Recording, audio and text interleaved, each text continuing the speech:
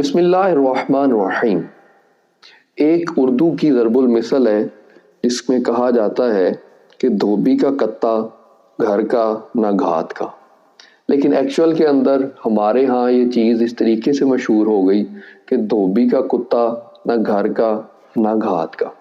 اصل بات تھی وہ کتا جس کے ذریعے کپڑوں کو دھوتے ہیں، اس لکڑی کو کتا بولتے ہیں۔ تو یہ اس ریفرنس میں بات کی گئی تھی کہ جو دھوبی کا کتا ہوتا ہے وہ نہ گھر کا ہوتا ہے اور نہ ہی گھات کا ہوتا ہے، کبھی وہ ادھر ہوتا ہے اور کبھی ادھر ہوتا ہے، لیکن بنا یہ دیا گیا کہ دھوبی کا کتا نہ گھر کا نہ گھات کا۔ لیکن مرزا انجینئر کے حوالے سے اگر یہ مقولہ بولا جائے گا تو یقیناً جو آج کل غلط العام ہے ہم وہی بولیں گے کہ دھوبی کا کتا نہ گھر کا نہ گھات کا۔ مرزا انجینئر کو بات کر دینے کے بعد یہ شاید یاد نہیں رہتا کہ اس نے پہلے کیا بات کہی ہوئی تھی، اب وہ کیا بات کہی جا رہا ہے، پاسٹ میں اس نے کون سی باتیں کس طریقے سے اپنی ویڈیوز کے اندر اپلوڈ کی ہوئی ہیں اور آج کل وہ کون سی باتیں اور کس انداز کے اندر کر رہا ہے۔ آپ ذرا مرزا کی زبانی سنیے، اور مرزا صاحب اپنا اعتدال پسند ہونا بیان کرتے ہوئے کہہ رہے ہیں کہ ہم کوئی تفریق نہیں کرتے۔ مولا علی کے خلاف نکلنے والے ہوں ان کے خلاف بھی ہم کہتے ہیں کہ یہ باغی اور بدعتی ہیں، اور اسی طریقے سے مولا عثمان کے خلاف نکلنے والوں کو بھی ہم اسی طریقے سے بدعتی اور باغی کہتے ہیں۔ یہ ذرا مرزا صاحب کی زبانی آپ سن لیں۔ خلیفہ راشد کے خلاف کھڑے ہونا ہی اصل بدعت ہے، لہذا ہم سیدنا عثمان کے مخالفین کو بھی بدعت پر سمجھتے ہیں اور مولا علی کے مخالفین کو بھی بدعت پہ سمجھتے ہیں۔ ہم دو نمبری نہیں کرتے۔ کچھ لوگ صرف حضرت عثمان کے مخالفین کو باغی باغی کہتے ہیں، جب ہم ان کو بتاتے ہیں اس میں تو صحابہ بدر بھی شامل تھے، پھر آئیں شہیں شروع کر دیتے ہیں، صبائی پارٹی کرنا شروع کر دیتے ہیں۔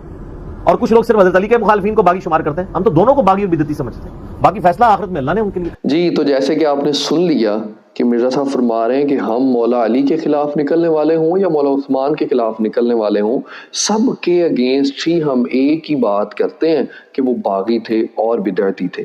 لیکن اور اسی چیز کے اندر انہوں نے کہا کہ خلیفہ راشد کی مخالفت کرنا ہی تو اصل مسئلہ ہوتا ہے، اصل چیز ہی وہی ہوتی ہے۔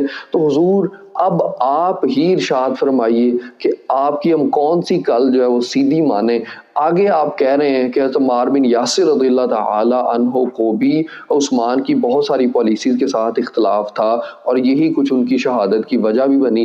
آپ ذرا ملاحظہ فرمائیے شہادت کیسے ہوئی، آپ پڑھ کے دیکھ لیں تو اس میں آپ کو سارا چٹا بٹا کھل جائے گا کہ کیا ہوا ہے سارے کا سارا معاملہ۔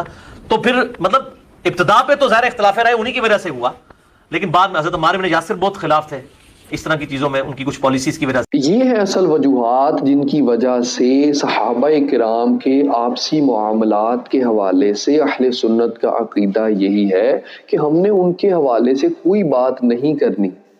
ان کے حوالے سے جب قرآن کے اندر آ گیا کہ کل وعد اللہ الحسنہ، کہ سب کے ساتھ اللہ نے جنت کا وعدہ کر لیا ہے، تو ہم اپنی آخرت ان کے معاملات کو ڈسکس کر کر کے کیوں خراب کریں۔